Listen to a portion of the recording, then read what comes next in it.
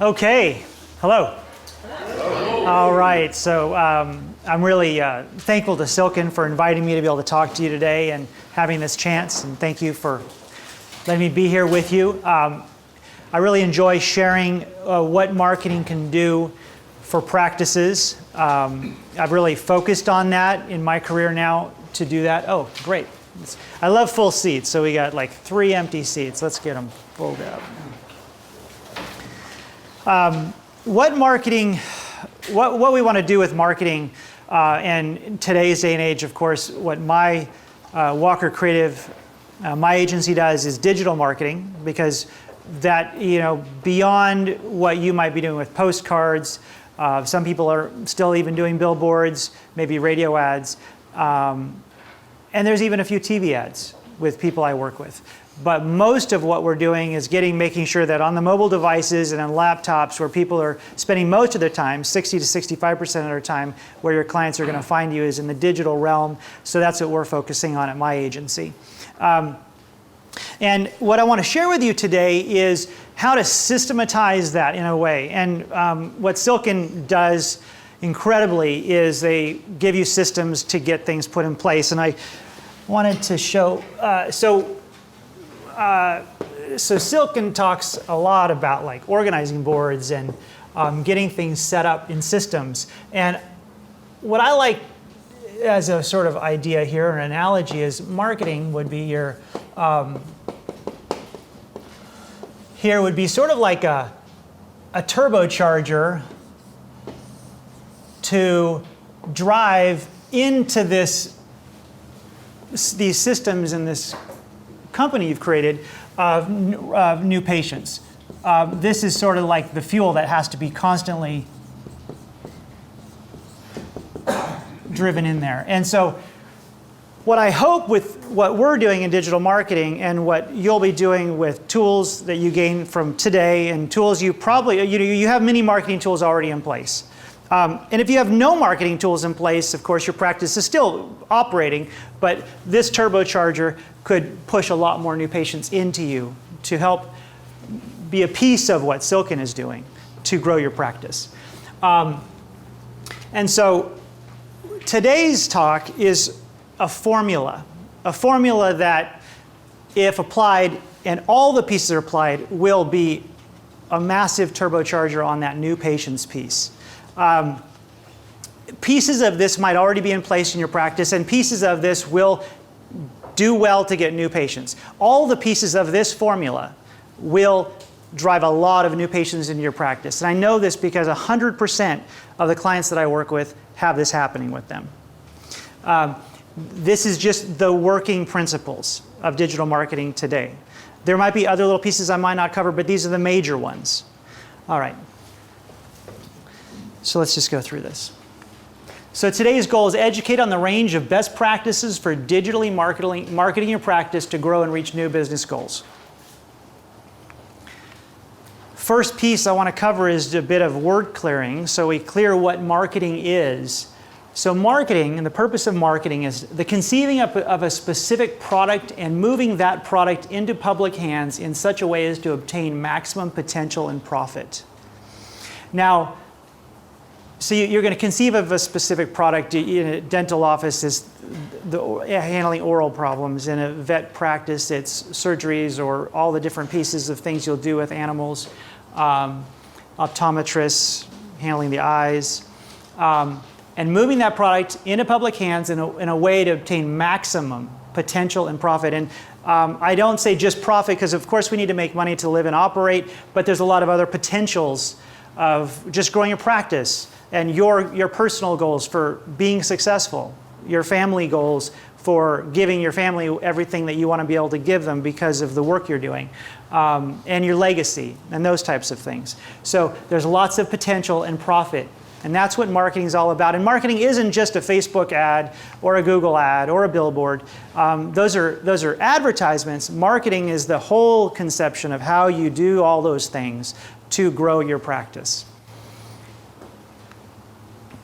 Okay, so the barriers I have found in my experience for practices is not getting your brand really nailed of what your brand is. Your brand will include the obvious things of your, let's say, a logo, or the colors you use. Like your website might have colors you like to have, which would coordinate with your logo. The kinds of words you use. If you have a radio ad, you might have a jingle.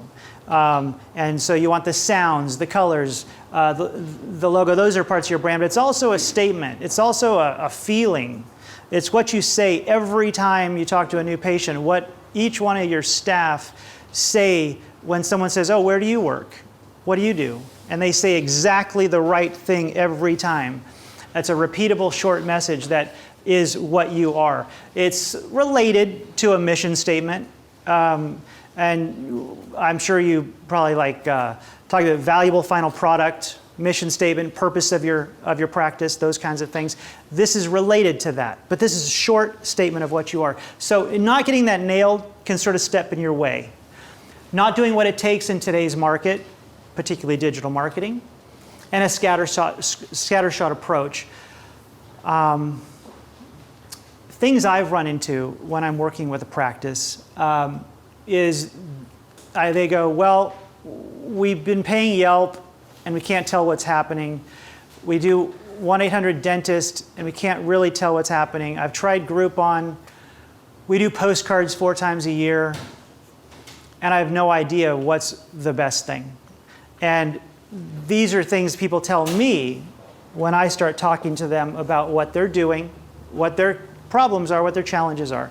So we have a lot of things out there that tend to be scattershot. Shotgun marketing, you might have heard of. These things, they're just doing anything you can. But it gets, when you start doing that and go down that road for a long time, it starts to get expensive and very inefficient because you can't really tell what's working the best. And you can really, when you get this resolved, what happens is you can start spending less money but getting much more effective and getting your marketing efficient. So it's a piece that's starting to worry you less and putting your attention more on doing what you love to be doing and doing what you started doing. That all in the first place is to help pet owners, help pets, help people have healthy mouths, help families be happier because they have healthy mouths, give people so they can see better because they have proper glasses and their eyes are doing well. What do practice owners need to want? So are these things real to you? Like, let's say you want more new patients, you want more traffic, you want to be able to do your job, you want less attention on marketing, and then more time and money for life outside the practice. Have I missed anything? These things all seem correct. And an awesome staff would be. An awesome staff. Yeah. Okay, fantastic. Trust that you can trust, you can walk away. Good. I'm going to help you less with that than Silkin is. But it's not on there, that's true. Yeah. Well, what I was going to say, though, relates to that, I mean, part of our marketing plan is to market employees, too. Yeah, that's there's a lot of things that we do to try and understand that that's another audience to market to as well, and even internally to try and market to our existing staff for them to understand. There's a lot of principles, I know that you go over that we try to apply to recruitment as well. So it's like internal marketing. Yeah, it's internal, but also external for recruitment. And it keeps your staff knowing what they're doing and why they're doing it. Right. So if they know your marketing, then they know what you do. Well, and it's nice because they'll see that in their lives because they'll see that on their Facebook feeds. They'll see that on if Twitter is big for you. I haven't noticed that Twitter's particularly useful in my work with practices. Instagram, if they see their practice that they're working at on that, or that they might want to work for you on that, that's fantastic. And what you'll find in the formula I'll go through with you today is that we're going to make when I work with a practice, and we want you to be able to do this and with your practice, is to be everywhere. So that in your local area, you're really everywhere. And you're found above your competition, right? So anything else I might have missed? All right. I love to see the common faces, Pearl and Dr. Karika and Jason. Was anybody else last year? No, I think they're the guys I remember from last year. Okay, so today's market demands. Winning as a practice and the 8 tactics of your strategy. These are the things I'll cover today. What this is a comprehensive unified marketing approach. It's a practice's most powerful strategy to ensure continued growth and winning against the competition. Okay, so first step is getting your branding right. And the reason this is a first step is you all probably have websites already, but your sign on the outside of your practice at your brick and mortar location, that's going to coordinate with your website. And today, factually, your website is as important as your brick and mortar location as where people find you. They're going to drive by your office, but they're going to see you on your website more often than that. So this has to emulate you. Your website has to have that branding all set up properly. So first of all, we've talked about the clear statement of what you are that solves a problem for your clients, your patients. Your logo and your image across all platforms. So your website, your Facebook business page, your Instagram account, your, not that I like Yelp, I hate Yelp, but if you're going to have a Yelp page, you want to have your Yelp page set up this way. Your YouTube channel. YouTube is a massive tool today. It's where people will find you a lot. It's second only to Google. Google owns YouTube now, like Facebook owns Instagram now. But YouTube is the second largest search engine just to Google. So people are on YouTube actually searching like you would search on YouTube. And so you need to have your YouTube channel optimized and branded just to look just like your website. So you want to have your brand also in all your outgoing communications. So if you have emails going out, you might have office emails going out. That is email as we know it, like an Outlook email. So you want your picture potentially always at the bottom, or for your staff, their picture at the bottom of those emails. You want to have your Facebook business page, your YouTube channel, so they can see a video of testimonials. You want these things on every email that goes out, so that your brand, every time an outgoing communication happens from your office, it's there and people can find it. So you can do that with every email. And then otherwise, you have emails that are like MailChimp emails or Constant Contact, Dentric email, Solution Reach. There's lots of different companies that are email solutions for you. But you want that material that's going out, let's say in a monthly newsletter, if you do something like that, branded, matching your website again. So that, like we've talked about, internally with staff or potential staff and externally with everybody out there that could become a patient, is seeing you the same way every time and recognizing you just like they recognize Apple, Coca-Cola, Toyota, and everybody like that. Because then is when you start to dominate your market and own your local audience.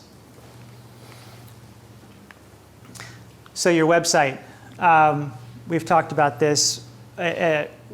We create websites at Walker Kreative, but you can get websites done, anywhere and everywhere. And I really like when I'm working with an office that has a website already built, because we can just get going. We can just get going and then use that really to get everything else set up properly. Who here has like a website they're happy with and they think it's in pretty good shape? Good. Anybody that feels like they probably needed to get some work done on their website? Oh, some of the same people. All right. Who needs to really deal with it? Who thinks they need to deal with it? Raise your hand if you feel like you need to deal with it right now. Okay, good. Well, no one. Someone's done a great job. Okay, great. Good. Well, that's fantastic. Organic social media. So this piece is your postings routinely in your office. So when we work with a client, many times we get started and they're not posting to Facebook and Instagram, which are the two most primary social platforms that most people are looking at today. Millennials more towards Instagram and everybody else more towards Facebook. They're always looking at their feeds. Moms are looking at these feeds like crazy on their Facebook page. And if you aren't doing anything, and we work with a client, we start to do as best we can good-looking posts that are in your market and say the right messages, but they're stock, right? They're pictures that are not you guys in your offices. And that's never going to be as good as a post from within. And I would love to say that we could just take it over, or any marketing company working with you can just take it over and do all your posts for you. But it's never going to work that way, because if you have a post of the doctor with a puppy or a pregnant mommy dog or a pregnant human that's like coming in and getting their teeth done, a mommy just had a baby and the doctor's taking a selfie with that mom and baby, or it's 4th of July and all the staff dressed up in 4th of July headgear, or it's Halloween and everybody's in costume, or it's, you get the idea. And if you did 1 or 2 of these a week that make you very real to your community and are related to the parade that's happening this week, or the school drive, or this fundraiser, or, like I said, mommies, babies, puppies, kittens, it's funny, but it's true that those are always awesome. Okay? It gets lots of likes, gets lots of comments, and gets lots of shares. And that in a local community with a practice is super valuable. So if you can get someone put responsible in the office, the front desk person, that probably already likes to be on social media, but now I know we all heard Fred just say, get them off the phones. But maybe there's a phone for the office that's assigned, and I know that clients I work with, we sort of figure out how do we get a phone that the office owns that's like at the desk, and there's more reasons for this than what I'm just saying here. That's the social media phone for the office, and it might be also a text or phone for incoming calls, I don't know. That's sitting there. Then that's the phone that gets Facebook messages that are coming in, so you can respond to those, and it's so they can post to Instagram or Facebook each day. And if they did 1 a day, hallelujah. And if they did 2 a week, that's still fantastic. And they can be as simple, and some clients, when I talk to them, they're like, really? And I go, no, it's really. Like if the dentist goes across the street to the local cafe and takes a selfie of having lunch at Grandma's Deli, then suddenly that dental practice is associated with the popular local restaurant that more people know potentially than the practice, because everybody goes to this restaurant or drives by it, right?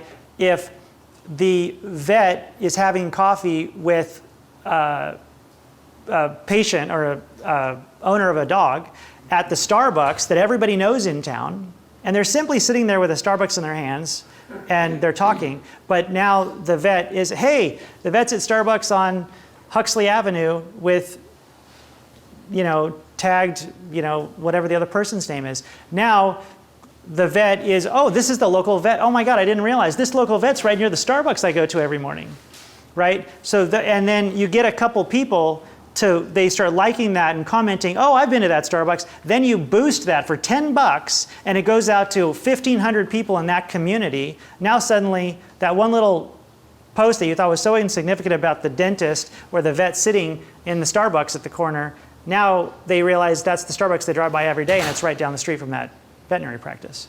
So if you get into that mindset of like, social media is a sort of a pain in the butt, and Fred told us all not to do it, but that this is a tool organically, if you can get someone in the office to be responsible for it and go, hey, doctor, make sure you take that selfie when you're at lunch today.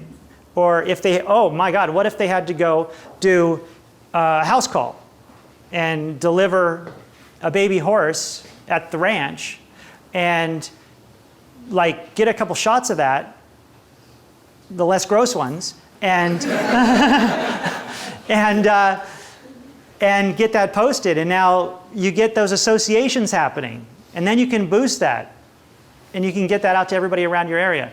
Those are really important, and that's much better than me posting a smiling, beautiful girl that was shot in Los Angeles in a modeling agency saying, get white teeth.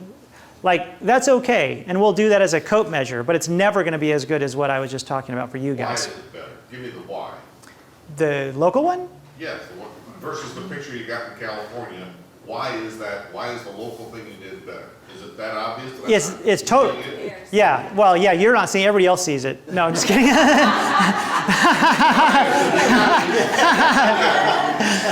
No, she's. See his face, right? They want to see your face because you're the local guy. You're the local hero. You're the local guy that just delivered the calf, the horse, the puppy, the kitten. You know, you are the hero. You're the brand spokesperson. The doctor's the hero. We need to make the doctor the hero in the local area. You know, whether they're literally being a hero and saving something, somebody, a smile, straightening the teenager's teeth, you know, making someone feel better. That's what's important. A model is always going to be noticed as a model, and they're going to know they're not local. You know. Can I make a point? Yeah. To match more what you and Fred were saying, Facebook also noticed the issue of having their staff on social media too often, and they created a separate app called the Facebook Page Manager, where they cannot get to their personal page. They can only get to the page that you're trying to get them to manage. So there are tools we can work with you to make sure all of their time spent on social media at work is to help your practice and not to buddy-buddy with their friends on social media. That's a good point, because that does align perfectly with what Fred said. Good point, Sarah. So that we can set it up so that phone is set up so they can't do their own social media. They just have it for the office, right? That's great. That's a good point. Did we clarify that? I wasn't trying to beat you down. Well, you're heckling me. No, No. I just didn't want to, I don't want to accept what you're saying. I'm just an old fart. I'm Yeah. 66 and I don't Yeah. do this media stuff. I've never Yeah. been on Facebook. Yeah. And I probably never will because I don't need to anymore. There's Yeah. no reason for it. But I'm not going to accept the face value that that's better. Yeah. I just want to know the real why. Yeah, and the real why is really that we want to make the doctors the heroes. Oh, okay, good. All right. I'm not confused anymore, but I'm Good. going to quiz you on the real why. 'Cause Good. I'm not accepting it at face value. Okay, I get it. No, that's great. I'm just that way. I'm kind of anti-social media. Fantastic. Yeah. I mean, it's the definition of social media. You can't violate the definition of social media while trying to use social media. That's really the That's bottom really the line bottom line. Because it isn't very social when you're doing stock That's stuff. important in order to work. Yeah, and I think, Sarah, you do workshops at Silkin about this. Yeah. So there we go. So point made, do it right for the practice brand. It's crucial for your success. And again, when you're working with the marketing, they can slide in, 1 or 2 a week of the stock stuff to make sure your feed keeps busy. And something that we do at Walker Kreative is we also do like little videos about your office. So we'll get make you take photos around your office and stuff of things happening. And then we will edit together quick little videos with clients we do so that we also, because Facebook loves videos. They love things moving. That really helps. So there's always ways to have your own stuff going once or twice a week and then have it fed in additional things to really keep your feed full, okay? Video. Okay, so this is a huge subject, right? 72% of businesses that use video say it's increased their overall sales. Search engine rankings. Google awards practices, businesses that do video. If you have YouTube videos on your website and you're keeping people, now, and here's a technical reason why this works, because videos, let's say they're 3 minutes long and it's an introductory video about your practice. So they go to your homepage and you've heard of bounce rate. Like if you looked at your Google Analytics and if they come to your website and they leave your website in under a minute, then your website is unpopular. So we want to keep them there. So if you have a video on your homepage that's, let's say, 3 minutes long, people tend to just watch a video through. If they've visited your website, they want to know about you. They want to see if this is the practice they want to go to. So they're going to watch this video and it's 3 minutes long. So now suddenly your bounce rate is like in affluence. So you're increasing that right away, and Google recognized it. The Google algorithms are set to award you for video just because you have video, and because when you're putting videos on your website from YouTube, if your website is built anytime recently, it'll be responsive so that it'll look good on a laptop, good on a desktop, good on a phone, and the videos will play well on all those platforms. So you're going to keep someone on your website longer. They're going to look around more. And let's say they go, okay, well, let's look at their testimonials page. And so now they go to the testimonials page, and now they watch a 5-minute video with 7 people talking about the great service you had with specifics about how you helped them. So now you've got them on your website for 10 minutes. And now they're captured. At that point, they're going to be a client, right? And so that's a really important tool to get active on, who here already actually has use videos? Fantastic, fantastic. Anybody else using video? Really? Okay, good. So do you have a YouTube channel where you're doing like videos, like? We hired someone to do a video, and To- we play that video, and then we update it. Okay, great. Like so it's on your homepage, like an intro video? Great. Sim with you? We do, yeah. Oh, okay, great. Yeah. So anyway, this is a big tool. Studies show that 70% of visitors who watched a video about a product bought that product. So they've come to your website. Now they're engaged. Now they're watching a video for 3 minutes about your practice. If your competitors don't have that, if let's say you went and looked at all your competition in your town. Yes. I'm sorry, I didn't mean to interrupt. The videos, are they more responsive to like the doctors doing the videos or also the staff doing the videos too? The most important is the doctor. I always, when we do videos, we use the doctor as a spokesperson. We have one client, and Ryan and I work together, and we go shoot videos, and one doctor didn't want to talk. She just really, doesn't like talking in front of audiences and stuff. And so what we did is we actually got a really good patient, and we sort of shot it like a testimonial, but we got the patient to tell the story.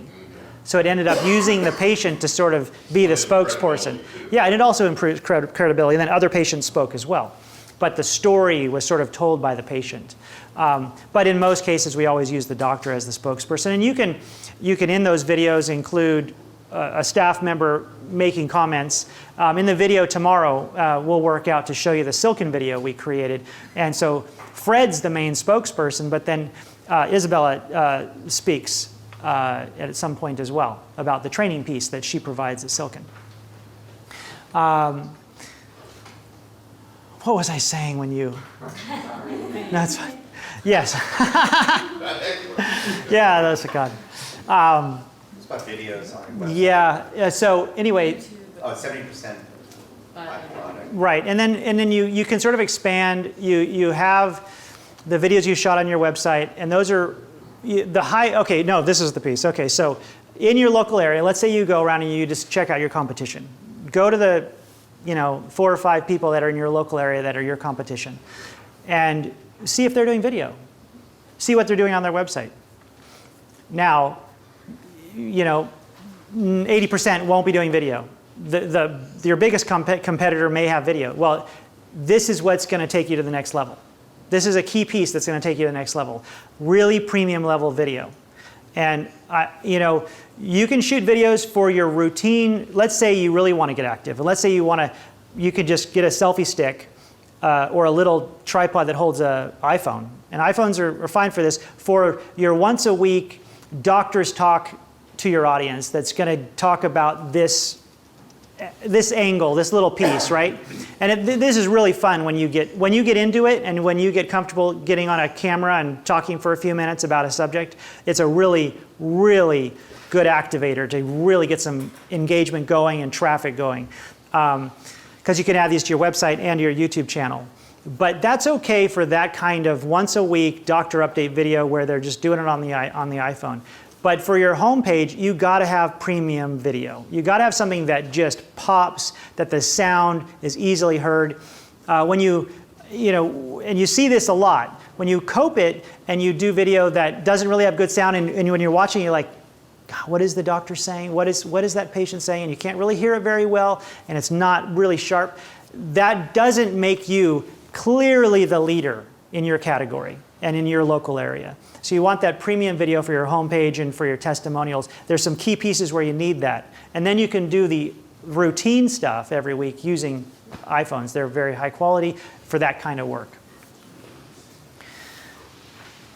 All right. So I wanted to share with you an example of, this is Dr. Howell in Salt Lake City. He was at the conference last year, and we created some videos for him. This is his homepage now with this video embedded. And so we created this. He's got 17,000 views of this video now in like about 7 months. And this is his statistics of website visitors. And we launched the video. And that was the increase. Oh, look at this. Oh, wait, watch this. How does this work? No, it's not working. The red button. Oh, there it is. Okay. So that's, and then you got website visitors here, and this is, I can't read it, but these are months. So this is, this is just, you can see the increase in visitors, and then website leads. And so we're getting leads from his website, and more than doubled the leads coming through his website when we implement those. So digital advertising. Okay, so this is social media, but advertising on social media. Who here is running ads on Facebook or Google AdWords right now? Okay, so about a third of the room. Okay, great, good. So it's not really an option to really be a leader in your market now. It's not really an option to not be advertising on social media today. You have Facebook, Google, and YouTube, and these are the primary platforms that are where everybody is that you want to be. On Facebook, you have Facebook ads that now you have two types. You have boosting, which isn't really advertising, but boosting is what you'll do in a local market with posts you did locally, like I've already spoken about. Now, Facebook ad will be an ad that your marketing team or yourself with someone in your office that's trained. And when I say trained, I don't say it's super complex. You can easily learn about how to do Facebook ads internally in your office, and someone can be assigned to this. But you do ads on Facebook that are being tracked specifically so that you can see them when a person clicks on an ad and they go to your website. And I don't want to go super high gradient, but you may have heard of pixels, let's say. So you have a Facebook pixel, Facebook provides it, we take that, we stick it on your website, and then what you can now do is that this ad gets put in front of 10,000 people in a 50-mile radius of your office. And now anybody that hits that ad, clicks on it, they go to your website, we can know that they came to you from that ad and track where they're going on your website, that they made an appointment, made a phone call, this kind of thing. And then you have Google AdWords. So, when you search Google, you have the ads that show up at the top of your search. You go, dentist near me, and you have the top 3 guys up there, and you can see it as a little box that says it's an ad. So that's AdWords. And we do AdWords. You also can have Google display ads. Back in the day, you had, they're called banner ads. And Google display ads will follow where someone's been, and they'll put a display ad, like a little billboard, on another person's website, and only if they've allowed it. And other dentists, I'm sure, won't allow it. But let's say they then go to a car parts website, or they're looking at a news website on Yahoo News or something like that. So then there'll be an ad for your practice on that website that allows it. So you can pay Google, and it's all pay-per-click. All this stuff is pay-per-click, so you're paying from 25 cents to 50 cents to 90 cents, and different markets are different prices. And so if they click on that banner ad, that display ad, and go to your website, we can track that. And then that's Google banner ads. And then you have YouTube advertising. Who's seen YouTube advertising when you've watched videos on YouTube? Yeah, right. So you want to get your ads, so if they're looking for a dentist or anything, but particularly we use keywords to go every way to talk about a dentist or a vet or optometrist for your area on YouTube. And we can really get tight and specify that for areas, so that if they're looking for those things, that your ad, the video that you saw here, so we create versions of that video that get played on top of, in the middle of, or at the end of videos that people are watching on YouTube. And then it says to click, and then you have information below so they can read about you and go to your website. That action, that advertising, is what's causing these stats. Facebook ads example. This is just for your information on seeing what Facebook ads. I can do this again. I don't know how I did that.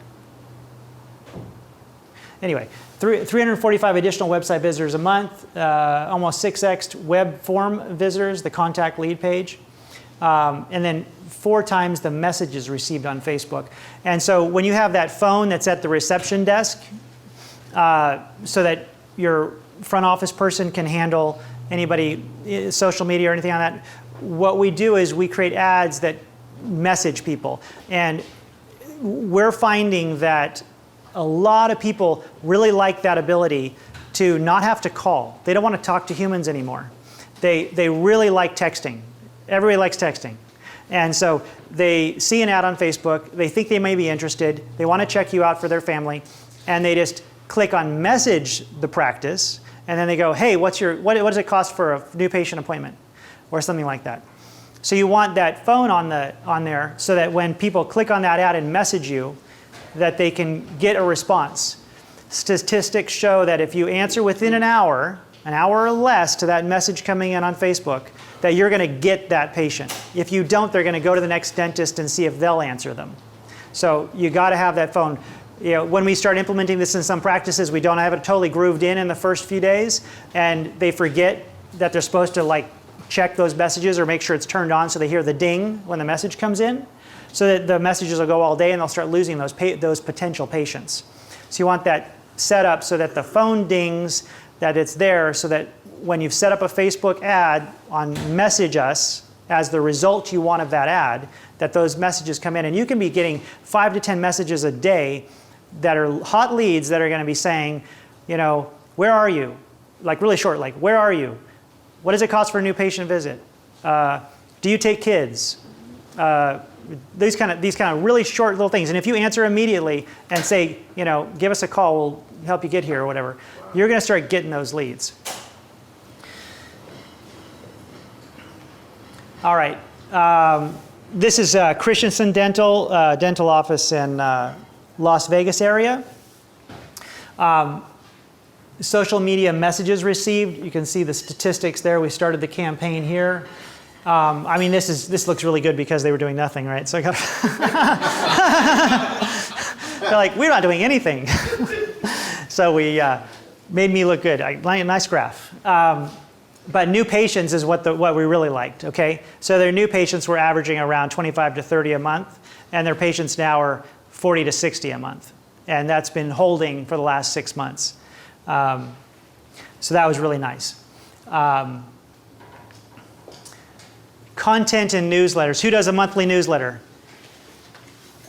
Okay, good. Who thinks they should do a monthly newsletter? Good. And why do you do a monthly newsletter? Any answers to that? You stay connected. Stay connected. Give people exchange in abundance. Information. Good. Information, yeah. So Google likes you. So Google likes you. Yeah, that's true too. We work together. You said something? No. Oh, is it behind you? Okay. So what did Donna just said, what does that mean? Well, when you're getting traffic, because Google likes you being active and putting more new content on your because news. Okay. Okay. I love you. I'm just digging down here. I love it. No, it makes me work.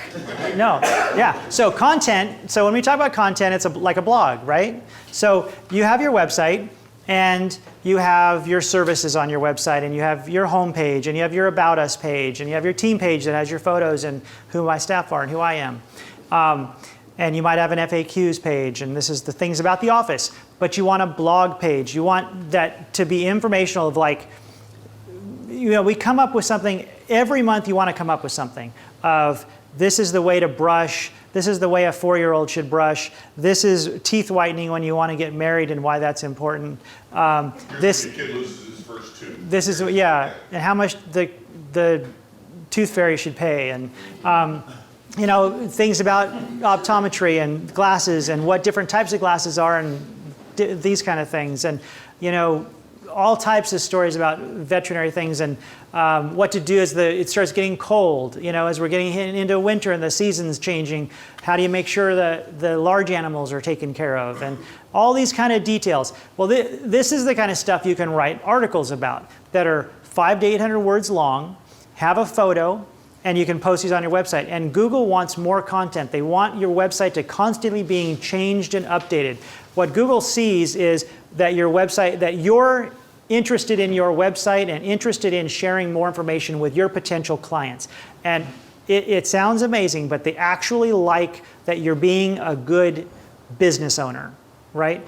And their algorithms award you. It wasn't like this in the past. In the past, there was a lot of black hat activities that could be done to fake out Google. And you've heard of SEO, search engine optimization.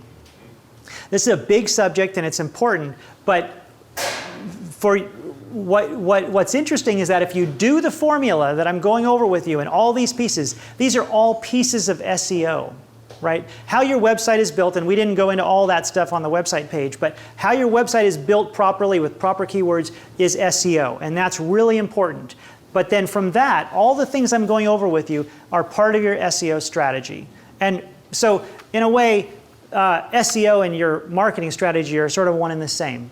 Now, SEO people will get into like really super technical stuff, and I'm not going to get into all that. But basically, that's what I'm going over with you. So the content and your blog is part of your SEO strategy so that your website's always being updated every month with new stuff that's useful for your patients and clients and potential clients to come to you to read. Yeah. Why do I want Google to like me? Because you want new patients. And they'll make new patients for me because I have. They'll find you on Google. Find me because I'm doing these activities. Because your website will start ranking higher. Oh, I get it. Okay, good. Yeah, so your website will start ranking higher, and your Facebook page will rank higher, and your YouTube channel will rank higher, and your Instagram page will. When they search you on Google, they'll find you higher because you're doing these things. So you do the content, and then what you do is you do your newsletter, you share your new content in that monthly newsletter, so they work together.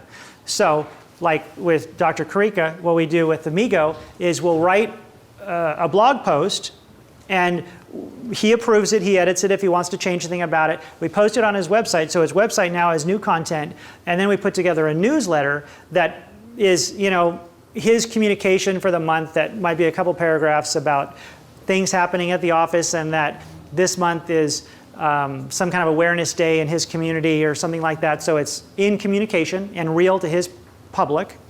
And then it'll say, hey, in my article this month is about like it's getting cold weather, make sure this is being done for the large animals. And this is an article I'm going to share with you. And then maybe below that we'll say, hey, and this month we have a special of, you know, shots, animal shots, and it's half off animal shots for September. Something like that. So that will be your newsletter. So the newsletter then is in communication, making you real, keeping you in front of them so that your audience doesn't forget about you and they keep coming back for more. Because they go, yep, okay, yep. And then you're giving them value to be on their patient. They're on their list. Make sense? Absolutely. Great. I'd like to share my experience, and I think a huge mistake over the past. I've always believed in the power of newsletters. All of our management software has the ability to send out, for us to send out newsletters. The problem is I never did it. I would do one because it's got to be, I fancy myself a clear writer, and I have all these messages that are going to change my clients' lives, but I never got around to it. And since we started having somebody do it for us, it's just done regularly. And we edit the content. They have excellent writers. Most people want to be a little bit more entertained anyway. They don't want to, I don't really think you're going to change their life with your newsletters, but they're going to see you. Yeah. And getting the message out, we just could not make the time to get the message out, and now we do. Yeah. Yeah. I'll get you next. Yeah. Okay. I was going to share that for the veterinary community, we have a cloud-based everything practice management system, so it's all in the cloud. And they actually have an app now that we're using to be able to communicate with all of our clients by text messaging, and it comes into our computer system. They go right to our website and make their appointments and everything through the app. And then it's called Demand Force. And then the Demand Force actually creates campaigns. And so every month I'll go sit down with it for less than 15 minutes, and we'll just modify the campaign that we created, and then out it goes as a newsletter. So I guess actually I'm sending out a newsletter and I forgot. There you go. Because it was so easy, and it was part of the program, and it's like, wow, and we generated a ton of new clients and activity. Perfect. Are they also putting the content on your website? I don't know if that's true or not. I think it just goes through email. So then Right. they can access our website through email, but I don't think it's on our website necessarily, but that should probably be the next. Make sure they do that, because that's perfect, everything you're saying. It's just that you'd want them to take the content they're writing for your newsletter and also put it on your website so that you're getting that new content on your website and getting that SEO value. Yeah, excellent. Yeah. Thanks. So, yes, two questions. So you email that newsletter and you put it on your website? Yeah. That's what we did originally, but it took a lot You longer. email it to your clients? He does, of course. So it, now sending emails to clients is what's on the website, is what you're saying? Right, we get on the website first, because then where you see in the newsletter you just give a blurb. You give like the first paragraph, read more, so that they have to go to the website to read the rest, right? Because you want the traffic going to your website, right? So you want that. That's why you want them to do. Fully in the email, and then just schedule an appointment. There's a schedule your appointment. I mean, it's not bad. You're still getting the traffic and you're still getting the appointments. That's Actually, I can wonderful. text. If that works, and they go to the website or someplace from there. I have to check that out. Yeah, but you want that traffic to go to the website, because the website is where all your information is. That's where you may have your videos. That's where all your other content is. That's where your appointment form is. So, You get new eyeballs. and you get new eyeballs, and Google likes you that way. Yep. We all need new glasses. Yeah. Technology. Yes. Yes. Just wanted to say I have two clients that are using Cebron. One of them is Christians in Dental, which the stats were just shown. The other practice is getting similar results. It's totally affecting the practice and moving, bringing. I'm going to start blushing. Yes. You talk highly about videos. Anything with videos and newsletters, or do you skip that? Yeah, we do with practices that we work with, that we do video, that we can take videos that they've done. And one particular guy is like that guy, and Jason sort of was talking towards you on this subject, but is one that he likes to do videos actively. So we'll take that month's or that week's video and we'll stick it right in the newsletter. And you can embed those videos if you, like, I'm sure Demand Force does this. Oh, actually, I don't know. I don't know Demand Force. I don't. I've heard of them, but I've never worked with them. But MailChimp, Constant Contact, these type of general email software that's pretty broadly used and very effective. Like MailChimp is the one, I use both of them, MailChimp more often, because it also provides a lot of feedback. You can track the statistics very well. They help you follow up on those emails. So MailChimp is a really good tool to put into your marketing mix to do the newsletters. And with that, you can embed video right into it. So if you have a recent video, or we've just shot videos with you, or you've recently shot videos, you can take those and stick them right in the email, and that's very cool. All right, good. So I think I've covered all these things. You know, you want to build your list, keep building your list, use it to promote new offers. You send it every month, and it just continues to get new sales. And it's, you know, it gets patient retention, which we covered. And another thing, when you have a MailChimp or Constant Contact or email system, is you can add to that. You can do your newsletter once a month, but let's say mid-month you want to do an offer. You know, you want to just reiterate to your list that coming up in October is blah blah month, and we're going to do a new patient special for this. So if you have any family or friends that have moved into the area, let them know, because we're going to be pushing hard in October for this particular offer. So you can take that list of 1,000 or 1,500 or however large your list is, and then mid-month hit them with another email that's an offer email. And that's really useful. Reviews and reputation management. So how strong is your reputation out there right now in your reviews? Pretty good? Yeah. Yeah? 5-star. Good. More than 5-star. Good. Yeah, sometimes 4.8 or 4.5 is always good. 5-star, people are like, oh yeah, right, they're perfect. No one's perfect. Yeah. Okay. Yeah. But some people are. It's really nice to have. Or who they pay to put the star on there. Yeah. Yeah. How many Starbucks cards do they hand out? Yeah. It's okay to hand out Starbucks cards. I'm all okay on that. You need to be getting the reviews out there. And I know I don't need to tell you that, but you need to be paying attention to this. Negative reviews are really painful. But when you have negative reviews, it's good to really acknowledge that. Be the bigger person. Don't challenge them. Never attack them. Never put that out in the public. that argument, that disagreement. They could have been the worst patient in the universe, super nasty, like Fred was talking about, ruined your week, ruined your day for sure. And you got to go, I really appreciate the feedback. We will take it to heart and make sure service is improved even better. Thank you. Like that kind of response to 2 paragraphs of nastiness will shut them up and let you get on with it and show people that then look at that review and go, wow, that person was pretty nasty and that doctor's response was real level. Okay, maybe that person was just nasty, What's your advice for just anonymous single-star reviews that don't have any comments? You don't know who it is, or it's a former employee that you fired, or something like that. I mean, yeah, and I really think it probably could put you something like, who's experienced that?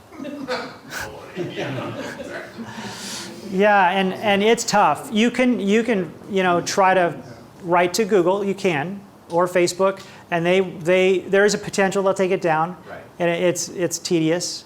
Yelp they're never going to take it down, and so the only thing to do is to get more positive reviews. You just got to just overwhelm it, so that you just keep, you get a negative one. Do a little campaign. It's a whispering campaign. It's subtle. You can't, you don't want to overdo it, but happy patients say, hey, we'd love to get a positive review from you. It's, a good week to do it, And if they're your friend, if they're repeat patients, they'll do it for you. And don't have them do it on an office computer. For sure, don't do it while they're in the office, because Yelp for sure knows that. They are very watching where and what computers it comes from, and if it's near your office, they're going to basically say you made them do it. So they can do it from their phone anywhere. So they can do the review from their phone, that's great. Or they do it when they get home. But don't have a computer set up in your office reception area for reviews, because that won't work. Can they use their phone while they're in your office? Yeah, they can do it from their phone, and they can do it when they get home. Well, what if it's on their phone on your Wi-Fi in your office, though? Is that gonna... I don't know. That's a good question, and I would say to be safe, with Yelp specifically, Don't give them your Wi-Fi. don't give them your Wi-Fi. Yeah, because they're tricky. They really figure it out. They expect public Wi-Fi now, and Yeah. so Yeah. if we have it. Yeah, I mean, all you don't want to IP stop. it's You all don't want to IP stop. address, right? It's all positive. You don't want to stop it. Right. But in Yelp specifically are really tricky, and it's just one that's tough for everybody. So, but don't, the main thing is, It's better than nothing, though, it's right? better than nothing, and just the main thing is don't have a computer set up in your front lobby or an iPad in your lobby that's yours for people to do reviews, because that's going to be noticed. So are they using IP addresses to identify that, Yes. basically? So They know where they're coming Wi-Fi. from. Okay. So if your staff are sitting behind the front desk and they're like, oh, I've never done a review for the doctor and do it, that's just not useful. Yeah. Yeah. So the 1-star like that, do you recommend, like, people sometimes respond, I'm sorry, please contact us, so we can... Yeah, and you say, like, I'm sorry, we don't recognize your name. We'd like to get this resolved. As far as we can see, you're not a patient of ours. Right. But we'd love to resolve this with you, so that at least people that are seeing it might see that you're responding, and you have no idea who they are. They were critical, they were no reason. Yeah, yeah, This is a little picky, but what you just said is okay, because I'd like people to know, we have people I know, you'll get one person that's targeting you and they get their friends to, Oh, yeah. yeah. Like to someone come you on fired. board. Yeah, so, but I would like the public to know, I don't know who you are. No, you should do that. If you really don't know who they are and they're not on your client list, then respond saying, we really apologize if you had a bad experience, but you're not in our patient list. As far as we can see, we've never serviced you, and so please let us know so we can make this better. So we can Yeah. improve our service. Yeah. And then they'll see that, and they'll go, oh yeah, they probably just someone's friend that got put up to it. Okay. And I think actually it's on my next page. Online citations. So these are business listings, and this is another really important piece of your SEO strategy. So when your website is set up well with proper keywords and written well, that's really important. That's something that's on your ownership. Now, these are not on your website that are going to point people coming into your website, and that's really useful.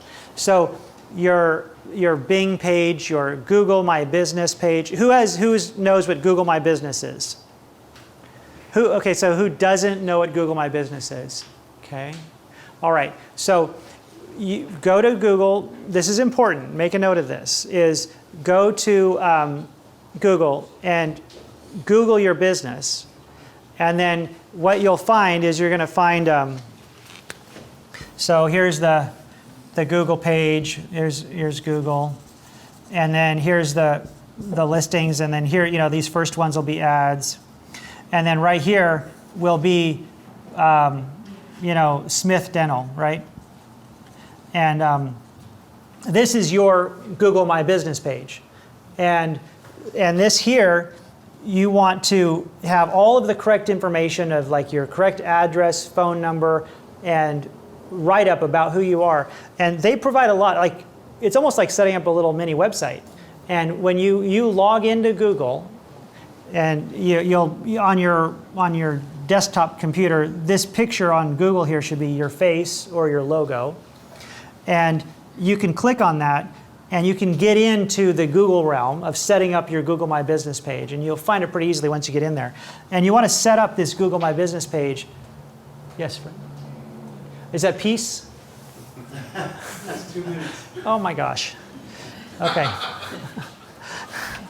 At least I didn't do this. Yeah, or something else. Okay. So. Or this. So get this set up. Get your Google My Business set up if you don't. So you do that. You get your Yelp page set up properly, even though we don't like Yelp. I'm sorry, I shouldn't say that. But get your Yelp page set up properly. Get your Google My Business page set up properly. Get your Facebook business page set up properly. These are all your online business listings, right? And you want to get all these things set up properly because all these are going to point to you. So people are going to find you more easily on search, whether they're searching on Bing or Yahoo or Google.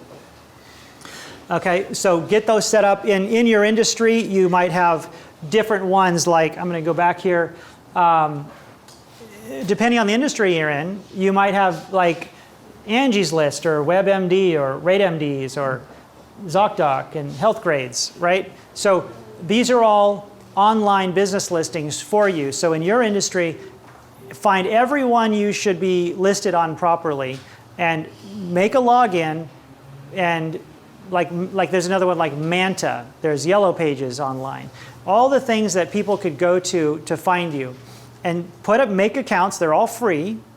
And put all the matching, every one of them, make them all match. Your name of your company, your address, your phone number, your information on your company, and if they let you, put photos, put any recent photos of your reception area outside of your office, your photo, all that stuff. Get them all set up. If you could have 10 or 15 online business listings about your office separate to your website, covering everywhere, all that's really important for your search engine optimization and will drive traffic to your website organically without any advertising.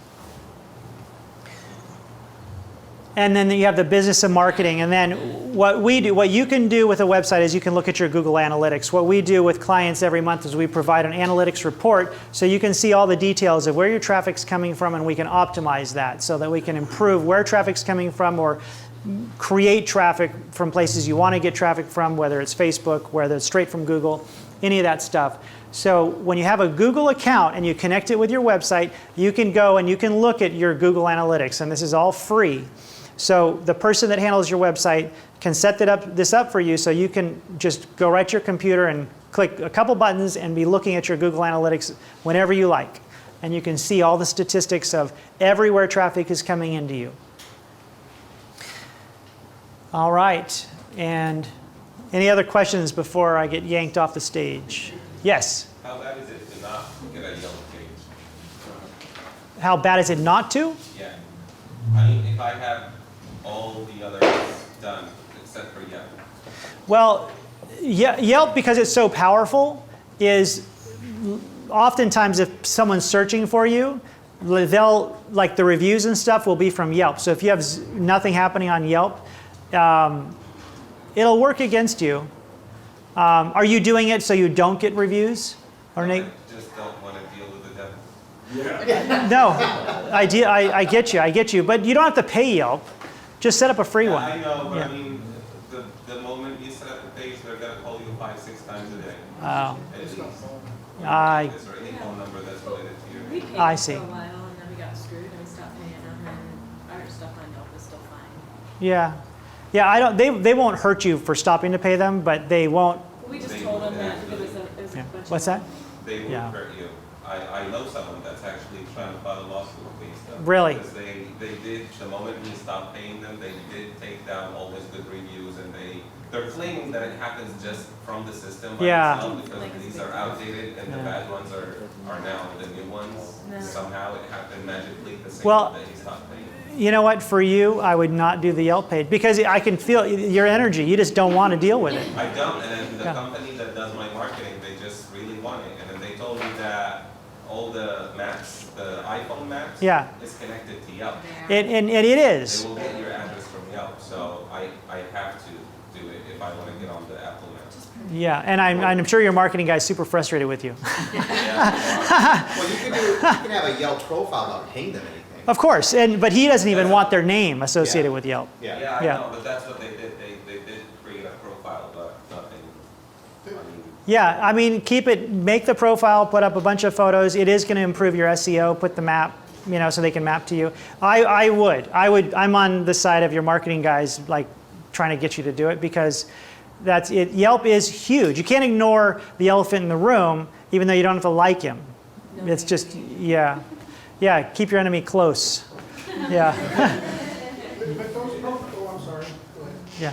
Those profiles already exist, right? You're just claiming your profile on Yelp. Well, not really. They don't. They may exist because you can even put your doctor's profile on there factually, and Yelp can accept it. But you want to take ownership of it and make sure it's correct. Right. Yeah, it might not be correct. That's what I'm saying, is Yeah. it's already there. You have to make sure it's correct. Yeah. I would guess you're right. I've never found someone to just not be on Yelp at all. Probably people at Yelp go around and just stick it on there, but it's not necessarily correct. We have been told by previous people that Google has a page on you already. Whether you made it or not, Google has a page. Yeah. And you need to go in and claim the page to make sure that you manage it. You manage it and it's correct, and it's got all the information. Yeah. So I'm gonna throw out a big hypothetical. Okay. Fred, is this okay? Like, can I keep? This be the last one. Okay, the last one. Last I have one. a Silkin client, I have a Silkin consultant. Yeah. Which I don't, I'm just saying. How do I get hooked up with you to make this happen? Talk to your Silkin consultant. He'll help me with that. Yes, he will help you do that. Yes. All right. Thank you. Thank you very much. Now, I was going to show you a few videos, so maybe we can show them later, and then maybe tomorrow morning what we'll do is Fred mentioned the video we just recently finished for Silkin, and we'll get that set up so maybe the start of the day tomorrow or at some point appropriately that Fred approves, we'll show you that. Okay? Awesome. Thank you.